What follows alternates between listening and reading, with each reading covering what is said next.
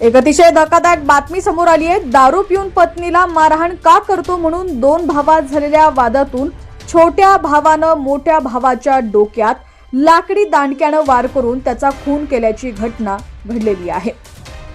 या प्रकरणी पोलिसांनी गुन्हा दाखल करत लहान भावाला ताब्यात घेतले।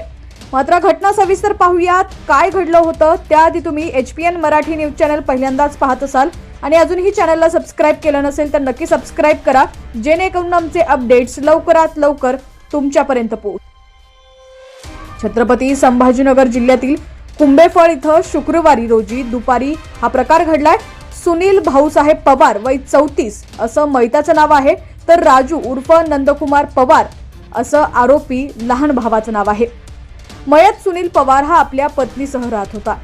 पठार देऊळगाव इथं वर्षभरापूर्वीच तो कुंभेफळ इथं राहण्यास आला होता। तो शेंद्रा MIDCत कंपनीत कामाला होता। गुरुवारी त्याचा भाऊ राजू उर्फ नंदकुमार पवार हा त्याच्या घरी मुक्कामी होता। यावेळी सुनील पवार हा दारूच्या नशेत असताना त्यानं त्याच्या पत्नीला मारहाण केली, म्हणून त्याची पत्नी ही गुरुवारी रात्री छत्रपती संभाजीनगर शहरात सासरच्या घरी निघून गेली।